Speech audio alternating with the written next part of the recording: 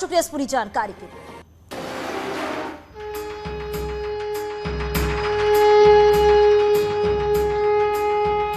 4 मई को नोएडा से निकली न्यूज 18 की टीम केदारनाथ धाम में मौजूद।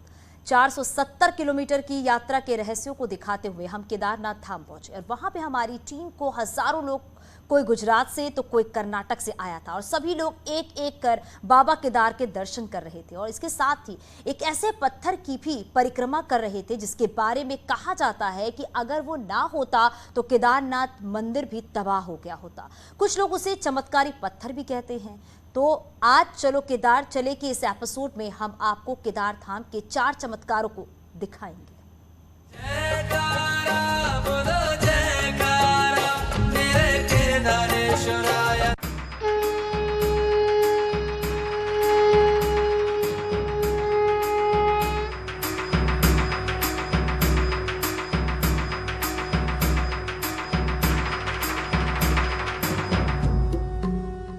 एक पत्थर जिसने बदल दिया तबाही का रास्ता।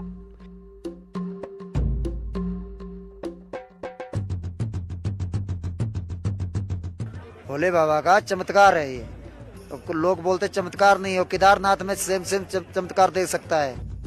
एक शिला जिसने बचाई कई जान।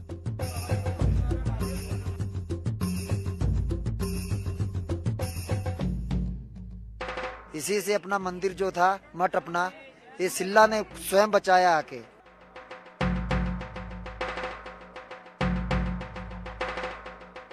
तीन 3,583 मीटर की ऊंचाई पर उस पत्थर पर आज हजारों लोग माथा टेकते हैं।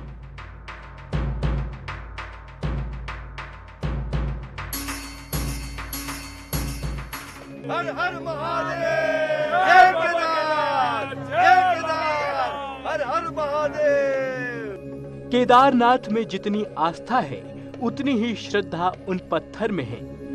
आज के एपिसोड में बाबा केदार के दरबार में पहाड़ों से टूट कर आए उस चमत्कारी पत्थर का दर्शन कराएंगे। साथ ही ये भी दिखाएंगे कि 2013 की तबाही के बाद अब केदार कितना चमकदार है। अद्भुत है, अलौकिक है, मनोहारी है केदारनाथ धाम की सुबह। हिमालय की गोद में बसा है बाबा केदार का धाम और हिमालय ने बर्फ की सफेद चादर ओढ़ ली है। मैं गौरव से कहूंगा कि ऊपर हिमालय पर्वत को दिखाएं। अब ये देखिए कि हिमालय पर्वत पर जब सुबह की पहली किरण पड़ रही है तब कैसे वो सोने सा चमक रहा है। यही यहाँ की खूबसूरती है, यही यहाँ का विहंगम दृश्य है जो हर किसी को अपनी तरफ आकर्षित करता है। और जो कतार आप देख रहे हैं जो बाबा केदार के धाम तक जा रही है, ये बेस कैंप से लेकर यहाँ तक आ रही है। मतलब ये श्रद्धालु बीती रात से यहाँ पर आ गए थे बाबा केदारनाथ धाम में दर्शन पूजन करने के लिए और सुबह होने का इंतजार कर रहे थे। वैसे तो बाबा केदारनाथ के दर्शन के लिए गौरी कुंड से ही लाइन लगी रहती है, लेकिन जब लोग मंदिर के परिसर के पास पहुंच जाते हैं तो वहां पर मंदिर से पहले ठहरने की व्यवस्था है। लोग वहां पर स्नान करने के बाद दर्शन के लिए लाइन लगाते हैं। करीब 500 मीटर से लेकर 1 किलोमीटर की ये लाइन होती है। हर दिन करीब 13,000 श्रद्धालु बाबा के दर्शन करते हैं। न्यूज 18 की टीम भी लाइन में लगकर बाबा केदार के दरबार में पहुंची। सबसे पहले हम आपको मंदिर की दिव्यता और भव्यता दिखाएंगे। आप देखिए कैसे फूलों से बाबा केदार का पूरा मंदिर सजाया गया है। 10 क्विंटल फूलों से बाबा केदार का मंदिर सजा है। जय श्री केदार लिखा हुआ है और ये जहाँ श्रद्धालु और भक्त आए हुए हैं उनका उत्साह भी गजब का है। बाबा के दरबार में जब हम पहुंचे तो वहां पर कई अद्भुत तस्वीरें दिखी। कोई जय श्री केदार की तस्वीर को कैमरे में कैद कर रहा था तो कोई ललाट पर भगवान शिव का त्रिपुंड धारण कर रहा था। लोग बताते हैं कि त्रिपुंड महादेव का बहुत प्रिय लेप है। इसको धारण करने से लाभ मिलता है। बम बम भोले, हर हर महादेव और जय बाबा केदार के जयकारे लगा रहे हैं। कुछ श्रद्धालुओं से बातचीत करेंगे और जानेंगे दर्शन हो गए बाबा के। नहीं जी, अभी अभी आए हैं। अच्छा। अभी लाइन में लगेंगे। अच्छा। उसके बाद देखते हैं कितना टाइम लगता है और बाबा के दर्शन होंगे। कहाँ से आए आप? मैं धीरज गई लुधियाना से आया हूँ जी। अच्छा, राजकोट से हो गए दर्शन? दर्शन हो गई। कैसे रहे दर्शन? दर्शन बहुत बढ़िया है। हाँ? बढ़िया। तो एक्साइटमेंट दिखना भी चाहिए ना आप लोगों की बातों में। हाँ, एक बार जयकारा लगा दीजिए जोर से सभी लोग। हर हर महादेव, हर हर महादेव, जय बाबा भोलेनाथ। मेरे को 12 साल हो गया लगातार आते हुए। 12 साल से लगातार आ रहा हूँ मैं। और वाकई में आके यहाँ पे लगता है स्वर्ग है। इस स्वर्ग में जब हम रहस्यमयी पत्थर की तलाश कर रहे थे, इसी बीच हमें ऐसी महिलाएं मिली जो कई तकलीफों के बीच महादेव का दर्शन करने पहुंची थी। आपका नाम? सरोजा। अच्छा, पहली बार आई हैं आप दर्शन? सरोजा। अच्छा, पहली बार आई हैं दर्शन के लिए? कर्नाटका में। अच्छा अच्छा अच्छा, आप बताओ। कर्नाटका गुलबर्गा से। मन में क्या चल रहा है? ओ मन में देव का आशीर्वाद है। अच्छा, ऐसे ही लोगों से बातचीत करते हुए हम उस शिला के पास पहुंच गए जिसकी चर्चा 2013 से हो रही है, जिसको कई लोग चमत्कारी पत्थर कहते हैं, तो बहुत से लोग कहते हैं कि ये महादेव के आशीर्वाद से यहाँ पर आया था। जो पहाड़ से ऊपर जाने कहां से यहाँ पर पानी के साथ बहते हुए आई और बाबा केदार के मंदिर के ठीक पीछे की भीमशिला रुक गई। इस वजह से पानी का वो तेज बहाव, पानी का वो वेग, पानी का वो सैलाब भी बाबा केदारनाथ के मंदिर को नुकसान नहीं पहुंचाया। और तभी से यहाँ आने वाले तमाम लोगों में भीमशिला को लेकर भी गहरी आस्था है। वो बाबा केदार के दर्शन पूजन करते हैं और साथ ही साथ भीमशिला के भी पूजन करने के लिए ऊपर जाते हैं। भीमशिला ने केदारनाथ मंदिर को कैसे बचाया, इसको समझने के लिए हमारी टीम नीचे से ऊपर की ओर पहुंची, क्योंकि नीचे से देखने पर आपको ये सिर्फ एक पत्थर का टुकड़ा नजर आएगा, लेकिन जब आप इसके करीब जाकर देखेंगे तो इसकी महत्ता को आप समझ पाएंगे। जब हम ऊपर पहुंचे तो वहां पर बड़ी संख्या में श्रद्धालु भीमशिला की पूजा कर रहे थे। भीमशिला पर ओम लिखा हुआ था। लोग इस शिला के पास सेल्फी ले रहे थे, लेकिन हम ये समझना चाहते थे कि जब पानी ऊपर से आया तो इस पत्थर ने कैसे मंदिर को बचाया। जून 2013 की आपदा में जब पानी का सैलाब आया था, उस दौरान कहते हैं इसी भीमशिला ने बाबा केदारनाथ के मंदिर को नुकसान पहुंचाने से बचाया था। मैं गौरव से कहूंगा कि पीछे की वो तस्वीर दिखाएं जहां से पानी का सैलाब आया था। ये देखिए आप, हिमालय पर्वत, और वहीं से अचानक से रात में पानी का एक सैलाब आया और अपने साथ सब कुछ बहा कर लेकर चला गया। आज भी आपको बर्बादी के तमाम निशान यहाँ पर देखने को मिल रहे होंगे। चूंकि नई केदारपुरी बस रही है तो सब कुछ एक बार फिर से बनाया जा रहा है, लेकिन इस भीमशिला को लेकर अभी भी लोगों के मन में कौतूहल है और एक रहस्य का विषय है कि उस रात अचानक से भीमशिला आई कहां से। जिस वक्त तबाही आई, ये पत्थर यहीं पर आकर रुक गया और पानी की धारा को मंदिर के दोनों ओर मोड़ दिया। हजारों क्विंटल का मलबा इससे टकराया और अपना रुख बदल लिया। इसलिए मंदिर आज आपके सामने सुरक्षित है। भीमशिला के बारे में जो सुना है, जो बाढ़ आई थी 2013 में, तो भीमशिला के वजह से जो बाढ़ दुगना सुविधा में बाढ़ गई थी, इसी के कारण मंदिर का ये हुआ है, प्रोटेक्शन हो चुका है उस टाइम। हाँ, अभी भीमशिला की पूजा की। क्या सुना आपने इसके बारे में? वही भगवान का मंदिर वो बचाया है, वो भीमशिला की वजह से बचा था। कहाँ से हुआ? हम पुणे से। भोलेनाथ महाराज की जय, महादेव बम बम बोले। भीमशिला के पास बैठे एक साधु इसे चमत्कार मानते हैं। वो कहते हैं कि यहाँ की दैवीय शक्तियों की वजह से ये शिला मंदिर को बचाने के लिए प्रकट हुई।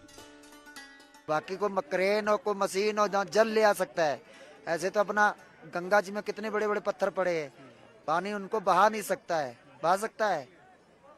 वो तो आप देख रहे कैसे आया है। ये साथ साथ चमत्कार है भोले बाबा का, प्रकट हुई थी। इसका नाम है भीमशिला। आज भी युधिष्ठिर रहते हैं सतोपंथ स्वर्गारोहणी में। कहते हैं ना, पांडव चले गए, पांडव कोई नहीं, देवी देवता जुदा नहीं होते, वो साथ साथ हिमालय में रहते हैं। मैदान में लोग जीने नहीं देते हैं, साधु को नहीं जीने देते रहे। हम लोग हिमालय में रहते हैं, बर्फानी बाबा लोग हैं। यही आदेश है अपना, ओम आदेश। 2013 से पहले बाबा केदार के दर्शन के लिए श्रद्धालु आते थे, लेकिन जब से इस शिला के बारे में भोले के भक्तों को जानकारी मिली है, वो इसे देखने के लिए भागे चले आते हैं। मेरा नाम उषा सोनी है और हम लोग दिल्ली से आए हैं, मेरी पूरी फैमिली आई है। हमारा बहुत मन था केदारनाथ जी के यहाँ आने का, तो हमने इस भीम शिला पत्थर के इनके लिए भी सुना था, तो तब से हम लोगों का बहुत मन था यहाँ आने का। बट आना थोड़ा सा यहाँ पे थोड़ा टफ है, लेकिन आके बहुत अच्छा लगता है यहाँ मंदिर पे, और मैं यहाँ पे मन में शांति मिलती है आने के बाद। में ऐसे लगता है कि हाँ, स्वर्ग के जैसा लगता है। 2013 की तबाही के बाद से केदारनाथ को संवारने का काम चल रहा है। पीएम मोदी अपने ड्रीम प्रोजेक्ट के तहत इस धाम को संवारने में जुटे हैं। इसलिए जब भी मौका मिलता है, पीएम मोदी केदारनाथ चले आते हैं और वहां पर न सिर्फ दर्शन करते हैं बल्कि विकास कार्यों का जायजा भी लेते हैं। भीमशिला की महिमा को समझने के बाद हमारी टीम वहां पर हो रहे विकास कार्यों की तस्वीर कैमरे में कैद करते हुए आगे बढ़ी और हम वहां पहुंचे जहां पर आदि शंकराचार्य की मूर्ति स्थापित है। पीएम मोदी ने इस मूर्ति का अनावरण किया था। आदिगुरु शंकराचार्य की समाधि स्थल पर आ गए हम। पुनर्निर्माण की कड़ी में इसका भी पुनर्निर्माण किया गया है और देखिए यहाँ पर दीवारों पर ये श्लोक लिखे गए हैं। कर्पूर गौरम करुणावतारम संसार सारम भुजगेंद्रहारम सदा वसंतम हृदयारविंदे भवम भवानी सहितम नमामि। यही संदेश आदिगुरु शंकराचार्य की तरफ से समस्त भारतवासियों को दिया गया था। सनातन धर्म को स्वावलंबी बनाने का श्रेय उन्हीं को जाता है, तभी उन्हें आदिगुरु शंकराचार्य कहा जाता है। उनकी ये समाधि स्थल है। ऐसी मान्यता है कि चारों धामों की खोज के बाद उन्होंने यहीं पर आकर बाबा केदार के धाम में समाधि ली थी। पिछले वर्ष उनकी ये प्रतिमा यहाँ पर स्थापित की गई थी और तभी इस समाधि स्थल का निर्माण किया गया। प्रधानमंत्री मोदी भी यहाँ पर आए थे, उन्होंने भी आदिगुरु शंकराचार्य को नमन किया था। वो तस्वीरें भी आपने देखी होंगी।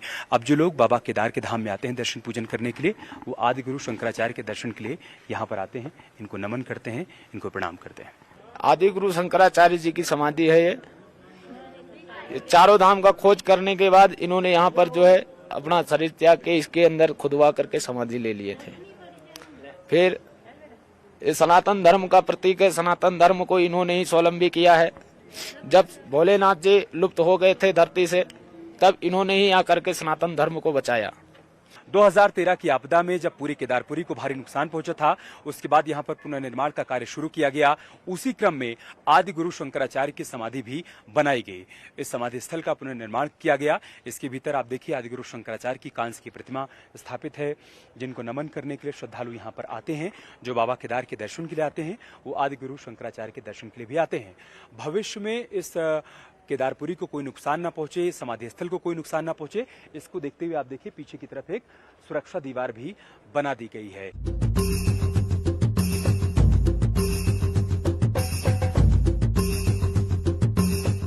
जय श्री केदार। भीमशिला और आदिगुरु शंकराचार्य के दर्शन के बाद जब हमारी टीम नए केदारनाथ की तस्वीरों को कैद कर रही थी तो बहुत से बदलाव दिखे। यहाँ का मार्केट पहले से व्यवस्थित हो गया था। आने जाने के लिए चौड़े रास्ते और नदियों पर चौड़े पुल भी बन गए थे।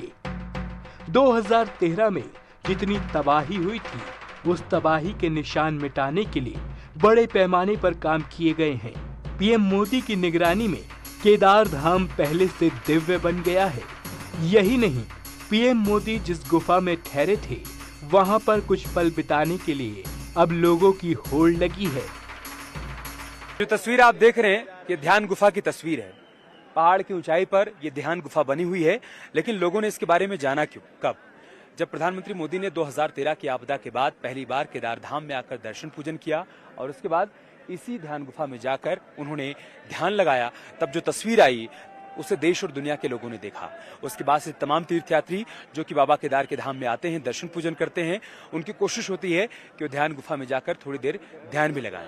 लेकिन चूंकि ध्यान गुफाओं की संख्या बहुत कम है और यहाँ आने वाले श्रद्धालुओं की संख्या बहुत ज्यादा है, ऐसे में अगर आप भी चाहते हैं कि आप ध्यान गुफा में जाकर ध्यान लगाएं तो उसके लिए आपको पहले से ही बुकिंग करवानी है। मंदिर के सामने एक चबूतरा भी बनाया गया है। पहले से सुंदर और बड़ा चबूतरा श्रद्धालुओं के लिए आकर्षण का केंद्र है।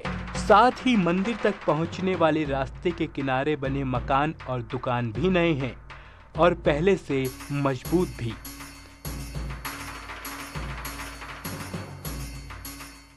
केदारनाथ धाम का पुनर्निर्माण प्रधानमंत्री मोदी का ड्रीम प्रोजेक्ट है और उसी ड्रीम प्रोजेक्ट के तहत केदारनाथ धाम में पुनर्निर्माण के कार्य किए जा रहे हैं, जिसका निरीक्षण करने के लिए प्रधानमंत्री मोदी कई बार यहाँ पर आ भी चुके हैं। इस वक्त हम जिस चबूतरे पर खड़े हैं, इसका निर्माण किया गया है, पुनर्निर्माण किया गया है। ये मंदिर के ठीक सामने है। यहाँ से आप आगे बढ़ेंगे तो ये सीढ़ियां हैं, इन सीढ़ियों को चढ़ते हुए आप केदारनाथ धाम तक पहुंच पाएंगे।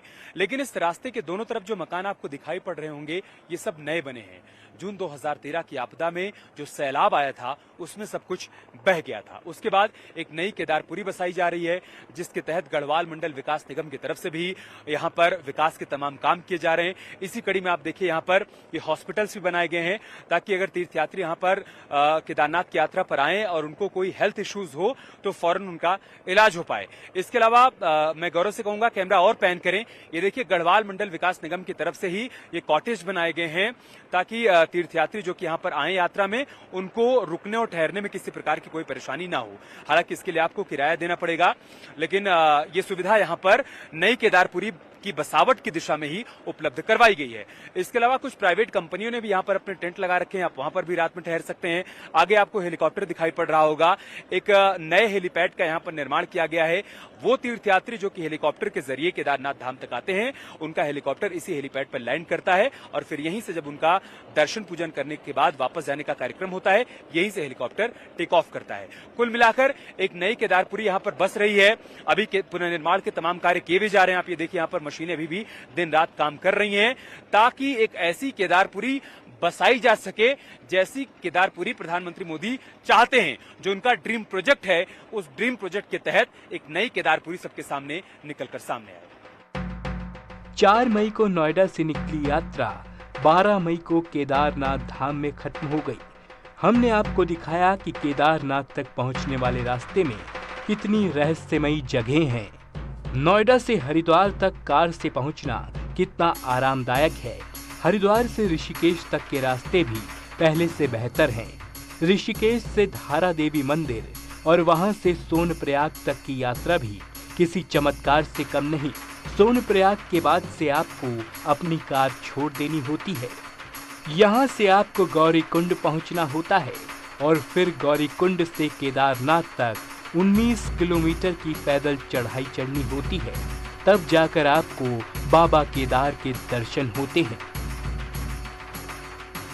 केदारनाथ धाम पहुंचकर हमने बाबा केदार के दर्शन कर लिए, पूजन कर लिए और इसके साथ ही चलो केदार चले की हमारी यात्रा यहीं पर समाप्त होती है। मैंने और कैमरे पर मेरे सहयोगी गौरव ने नोएडा से इस यात्रा की शुरुआत की थी। हमारा मकसद ये था कि अगर आप केदारनाथ की यात्रा पर आना चाहते हैं तो आपके मन में उठ रहे तमाम सवालों का आपको जवाब मिल पाए। कहां से आपको यात्रा की शुरुआत करनी है, कहां पर आपको स्टे करना है, यात्रा में कौन कौन से पड़ाव आएंगे और किन किन माध्यमों से आप बाबा केदारनाथ के दर तक पहुंच सकते हैं। हम उम्मीद करते हैं कि आपके मन में उठ रहे तमाम सवालों का जवाब आपको हमारी इस यात्रा के माध्यम से मिल पाया होगा। नमस्कार। तो न्यूज़ 18 के दर्शक ये समझ गए होंगे कि अगर वो केदारनाथ जाते हैं तो उन्हें कैसे जाना है, किन किन रास्तों पर रुकना है और कहां पे उन्हें स्टे करना है, क्योंकि ये समझना बहुत जरूरी है कि केदार धाम आप कैसे पहुंच सकते हैं। यहां रुकेंगे एक छोटा सा ब्रेक के, जल्द लौटते हैं।